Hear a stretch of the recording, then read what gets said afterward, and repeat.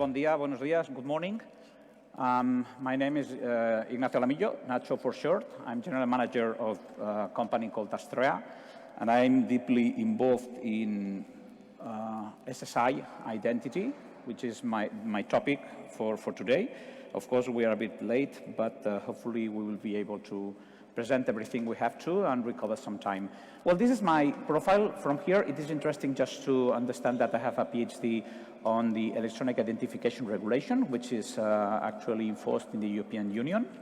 And this is important because we plan to use this regulation when we issue credentials, verified credentials for identities in the European Union.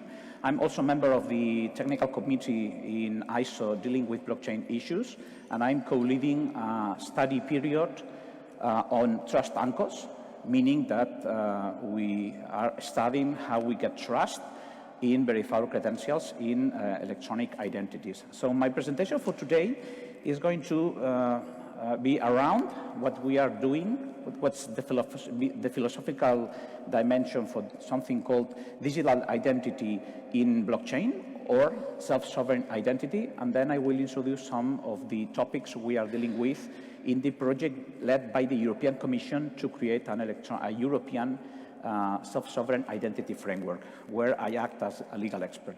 So after my presentation, of course, I will be available for any question you have in this really beautiful building we are. So when we talk about digital identity in the blockchain space, probably we are thinking in different types of technologies, because of course we have the need to identify things, we have the need to identify such as devices, we have the need to identify legal entities, we have the need to identify persons, and we have a need that these entities are able to interchange messages on any type of blockchain network. And there are several ways to do that. But today I'm really interested in one specific approach to digital identity, which is an approach called self-sovereign identity. I don't know if many of you are familiar to this concept. I guess yes, I see people nodding. So probably some of these slides for these people already knowing about self-sovereign identity are just introductory. For any person with a deep knowledge of self-sovereign identity, the first thing to understand is that this is a philosophical approach. So a self-sovereign identity is something defined as an identity system where the user is central to the administration of identity. Therefore, the best form to describe what digital identity is about in the blockchain is to say it is something that will give you autonomy, personal autonomy. So what we do, what we want in the digital identity space in blockchain is to give back the control of the usage of any identity information to the user. So as we are citizens, our intention is to be able to identify ourselves in front of any kind of entity, both private and public, but without being dependent on a third party. And this is something which is really new in the identity space, because all the identity systems we have today are based on third parties. So for instance, if we are using the Facebook identification system to access Spotify, for instance, we depend on Facebook. Facebook is able to decide which identity data is collecting. They are able to decide which identity data are we going to interchange, in this case with Spotify. And the worst thing, Facebook is going to be able to delete our account if we infringe their terms of use, and therefore we are going to disappear. So this is something which is really annoying, specifically in certain political spaces, and therefore probably we are all interested in being autonomous entities and having any dependency on third parties. If you have a look at this slide, you will see the vision of one of the fathers, let's say so, of this philosophical approach, which is Christopher Allen. This is something I have extracted from a paper from him called The Path to Self-Sovereign Identity. And there you can see on the left part of the screen, you can see the properties of a self-sovereign identity system which are desirable to have. For instance, we should have protection of our identity. We have persistence of our identity information, so it is not erased over time. We will need to, it is desirable to have minimization of the information which is exchanged in any kind of transaction, so we are not forced to identify too much for a specific purpose. But also it is important to have controllability, so it is the user who is entitled to control what information he is interchanging. And the most important part of this is the existence principle. I should exist on the network without depending on a third party. This is what technology is about in this case. For instance, the concept of a decentralized identifier is strongly connected with the idea of existence. So my identity should be previous to any registration process with any service provider. It is not Facebook who decides if I live on the internet. It is myself who should have the legal right to get an identity, an autonomous identity, and then being able to register to get credentials of any kind with any kind of provider, whereas public or private. So this is what the existence idea is about. Of course, control is very important. If I exist on the internet, but I don't have control over my identity, I'm really a kind of servant, kind of digital serf in this digital feudalism model. This is something we don't want to. And also consent.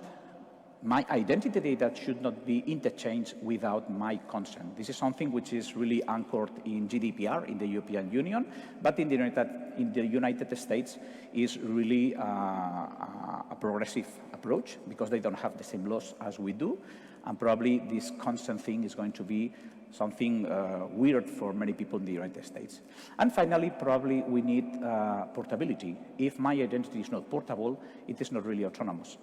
If I am tied to a specific blockchain, probably and I don't have the legal right to move, then we are going to face the same risk in the blockchain as we've had in service platforms, which is being property of a third party, in this case, being the property of the owners of the blockchain. So portability is really a third block of things we are going to be interested in any kind of solution. So the idea is that the identity should be mine, and for this we should have all these properties in place. Okay, a bit more of technology in this case. This is an abstract depiction of an SSI architecture. It is illustrative. Here you can see the user agent on the center.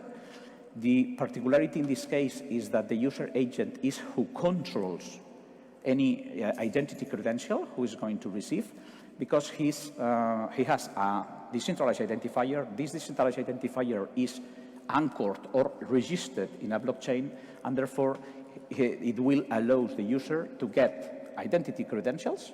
That means attributes such as name and surname, or even any personal attributes such as the fact that I am a lawyer. And then this is going to be under the control of the user agent.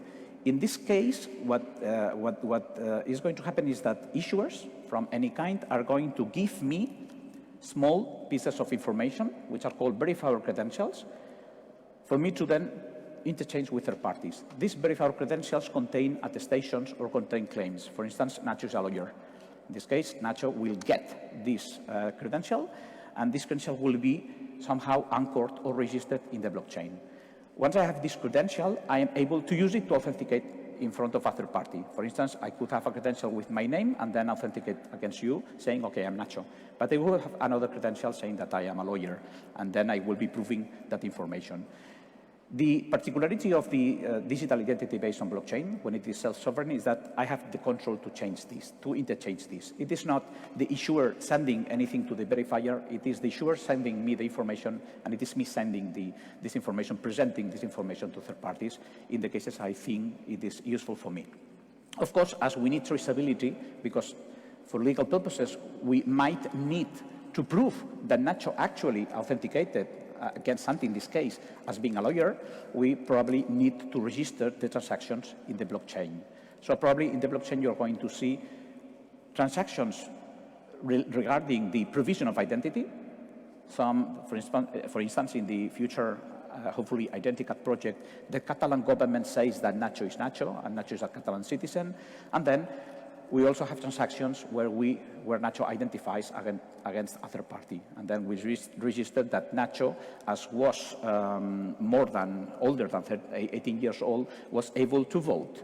So in this case, what we're doing is to separately, completely the identity provision part from the identity consumption part. And this is where privacy comes around the story. So if I have all the credentials with my name, surname, date of birth, then I can just share the information I need to. For instance, in a voting process, the only thing I have to prove is that I am national. Probably I could create a verified presentation stating that I am a Spaniard without giving away my name, my surname, and a second credential, second presentation saying that we are issuing that I am older than 18 years old, just to be able to proceed with the voting process. So this is what this story is about. So let's go for the benefits. In this case, if you look at the previous identity management systems we have, for instance, centralized systems based on PKI systems, digital certificates, or even based on federated systems, such as OpenID and these sort of things, we have key benefits. For instance, one of the main key benefits compared to the Facebook model is that we reduce the risk of massive identity theft. This is because the identity credentials are owned by me. They are not in a central database. So probably if we deploy this technology, we're going to spare problems such as the 30 or 40 or 80 million user accounts being robbed because the database is hacked. So this is important for us. Also, as the identity provider is not intervening in the authentication process, it is not looking what we are doing, he is not observing what we are doing on the internet. When we authenticate with an SSI credential, it is easier to comply with GDPR. It is easier to reduce the risk even of a big brother, because this identity provider, such as Facebook, has not the ability to observe what we are doing, and therefore they do not collect any information about it. I am really worried about what is happening with these big identity providers, which are governments in the European Union, because we have created in the European Union a very big infrastructure for observing the activity of European citizens. If a German uses their MPA to authenticate in Spain, at least two governments are going to be aware of what they are doing, and they are going to store this information. I am not saying that they are going to use this for evil purposes, but they have the information. So, in fact, I have to trust them. With this kind of approach, we would get rid of these possible problems. And even it will allow us to define which identity data in an anonymized ways are interchanged. So, in fact, some people are saying that this is going to end with the digital feudalism business model, which is Facebook model at the end of the day. Okay, I'm saying all the time Facebook model, but believe me, it is all American companies and even many of the European companies doing so. This is another approach. This is just an example. This is what we are defining in a Spanish association called Astrea. Here we have the user, we have the credential issuer, and then we have the service provider. In this case, you can see how Alice is generating keys on her own, and he's getting this decentralized identity just to be able to get credentials from issuers and being able to present these credentials to third parties. The idea is that for this to be in private and having traceability, we need to implement systems to decoupling any transaction from another one. So in the Alastria proposal right now, which is being used in the EPSI, in the European EPSI project, as an informative source and a very relevant informative source, what we do is to anchor the transactions using different hashes for each transaction. So in a verified credential where we put that Nacho is Nacho, we are going to include a signature, getting a large amount of entropy, and then we're going to produce the hash of this credential. And we are writing down into the blockchain the hash. So we have a proof that this happened, but we can't get access to the private information. So it is unlinkable with the same transaction when we present the information. The idea is that we need unlinkable systems to be able to have both transactions with valid proof, but also privacy. This is just a possibility. I'm not here to sell the Alastria model. In fact, the Alastria model is being also criticized because it is not so pure, because it is based on permission networks, and probably in a real SSI pure vision, we should be using unpermissioned networks. This is what the Identicat project here in Catalonia has announced. The idea of having this kind of services, this kind of systems, but anchored on public non-permission networks to give the citizen the maximum amount of control over their identity. A bit more. What about trust? Okay, now we have a system where we can create our identity on the internet, and it is under our sole control. Now we have the possibility to get credentials, saying that I am Nacho, and my surname is Alamillo, and I'm a Spaniard or whatever. Okay? We have this, we have claims. But then we have the possibility to, in a private way, share these claims with third parties. But of course, what happens with trust? Why should a third party believe that my name is Nacho? Because we convey some trust on this assertion. Okay, if the claim issuer has some specific properties, for instance, being the authority for an attribute, then we can trust more this assertion that if it is my friend. For instance, if Santi Casa says Nacho is Nacho, this might be trustworthy, but probably it is more trustworthy if it is said by the authority in Spain that is assigning my name, which, by the way, is not the national police, it's the civil registry, which is something important. Then we need a way to convey trust to help the relying parties to use this information in real business processes. Because otherwise, it's going to be something theoretically. We were discussing before about this, but it's not going to probably work in the real world. And this is what we try to do when we look for what we call trust anchors. This is what the ISO study we are co-leading is about. So we still need to identify the real identity of Nacho, because otherwise you don't know who I am. In fact, nobody told you that I am actually Nacho. So I still have not been introduced to you. So you're trusting, in this case, the context. But in the internet, the context does not exist. So probably if I'm sending you a credential, I'm presenting a credential to you saying that I am Nacho, you should have some reasons to believe that Nacho actually is Nacho and not another person. So this is a real identity issue. So we have to understand how we convey this information in a credential. Okay? For that, we really need governance frameworks. So this is not something that comes out of nothing. Probably we need a governance framework to define how do we use SSI in legally binding processes, for business, for instance. In case of the democracy cases, this is very important because voting rights are assigned to not to everyone, but to people with certain characteristics. So probably we need to define how do we comply with this. And in the case of the verifiable credentials based on self-serve identity systems, this means working in different levels. For instance, we need to define security and trustworthiness measures in the verifiable credentials level. So if I am presenting to you an attribute, a claim saying I am older than 18 years old, if you have to trust this, probably you need to trust the verifiable credential. You have to trust that it has not been hacked, it has not been modified, it has been issued by this party and not another party. But of course, we also need to trust the deed itself. The decentralized identifier from Nacho should not be hackable, because if someone is able to take or seizure my deed, then he is able to substitute my identity, and then we have identity theft. So our system is going to work not only on the verifiable credential level, but also on the deed level. It should be secure. But also the keys, the cryptographic keys we use to control our identity should be fine. If we use bad keys because they are insecure, then a third party could also steal our identity. So we don't want this to happen. And of course, if we are using hashes to have traceability of the operations while maintaining privacy, we need these hashes to be secure. So this is something which can be problematic. We are working on studying in the ISO technical committee. It is not the only one, but specifically in ISO, there is a working group dealing with key management, because it is essential for control. Everything is based on cryptography when it comes to decentralized identifiers. And finally, of course, we should set forth properties to be able to trust the blockchain itself.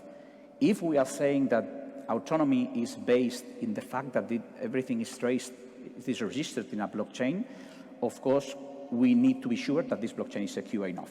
Otherwise, we're having problems. And this is something that has to do with, for instance, the security properties of the consent mechanisms. So if the consent mechanism is not good, it's hackable, then everything is hackable. So you could rewrite the whole story if you are able to touch the algorithm. So we also are looking at this DLT level. And then finally, we talk about trust anchors when we define where to go to check an information or where to go to be sure that your crypto is good enough. So in the European Union, we have here an opportunity because we could use our current legislation, which is the IDAS legislation, to define our trust anchors. The proposition of value in this case is to align the processes of issuing verifiable credentials with the IDAS legislation to help people trust these credentials. Therefore, in the EPSI project led by European Commission with member states, one of the use cases which is being considered is the production of verifiable credentials which are aligned with the IDAS regulation. IDAS regulation is the main norm.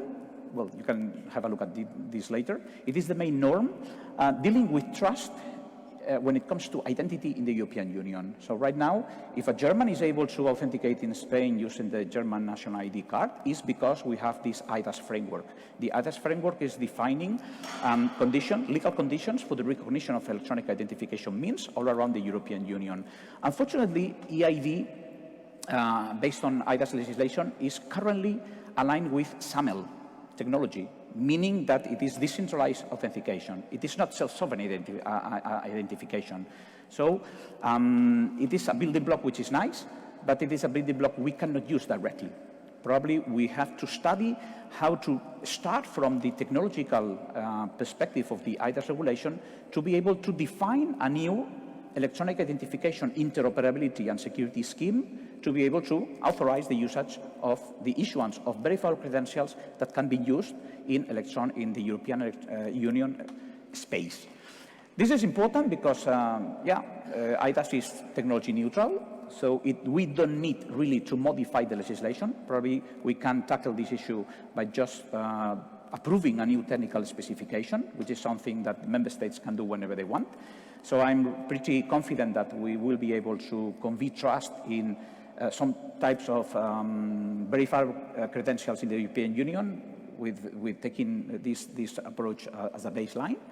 And also it is important because this regulation is is having a real strong influence in the international space. Right now, the United Nations Commission for the International Trade Law is negotiating an international agreement, a new international law, to extend the recognition of these systems over the whole planet. This model law should be used by states outside of the European region to recognize electronic identification means from the European Union and vice versa.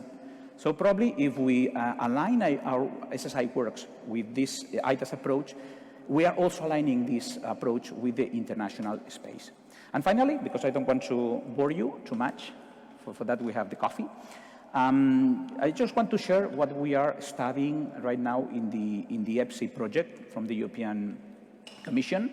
Here, by the way, we have Santi Casas from Validated ID. He's also working in this project from the technological perspective. I am the legal guy, sorry. So I'm working the really boring legal thing. But what we are doing right now is to analyze something we call the IDAS bridge. IDAS bridge means using IDAS pre-existing electronic identification means and qualified certificates to get verifiable credentials. Essentially, the business case is something like, if I have a Spanish national ID card, I can use it to create a deed and then obtain verifiable credentials with my name, my surname, my birth date, everything baked up and granted by the Spanish authority, which is in this case the Spanish government. And this is a good thing because the Spanish national ID has recognition all over the European Union because it has been notified under IDAS. So it would be the same case if I take the Estonian card. So if I have an Estonian citizen or even if I have an Estonian residency, then I could use this to get verifiable credentials which are legally binding. This is what a trust anchor is about. We inherit the trust from this official document and we put it into a verifiable credential. So we get the possibility of sharing just parts of the information, producing zero-knowledge proofs based on the information with more legal value because they are backed by an official instrument. So this is something interesting, and it also opens the space for private sector issuers of verifiable credentials if they also issue qualified certificates. So this is what we are studying. Probably by 15th of January, we have the deadline to end the report. So probably when EID in EPSI 1.0 is piloted, which is very small project, it is not really an ambitious project, but the first pilot, probably we will be able to show how is this working. And the last one, the other case, is is precisely the presentation. It is not about getting verifiable credentials, but presenting, using them in other governments. For instance, if I let's imagine that I am a Spanish company, Catalan company in this case, I get an e-residency from the Estonian government, which is a very interesting and innovative model, and then I am able to create verifiable credentials for my company, and either for me as Nacho being the legal representative of my company. To be able to use to present these credentials in other government, what they should do is to connect the SSI infrastructure with the EID infrastructure. This is the second case. The second case is using verified credentials as IDAS identification means. And this is the most interesting part for me, from a legal perspective, because what we are going to do in the context of the review of the IDAS regulation next year is we are going to present exactly which changes should be done in the regulation to allow a person having a verified credential to present it to another European member state public sector body, thus covering the 50% of the GDP in Europe. So this is also, I mean, of course it is experimental, and of course I have to say that I'm not representing officially any position for the European Commission, not from any member state, but it's something we are studying. At least it is important for us to be creating these sort of projects and producing time. Okay, and finally, just final thoughts, new paradigm for identity management. Look, please, at the control on GDPR. And of course, look at the possibility of reuse the legislation we already have. And that's all from my part. Thanks. Who's next?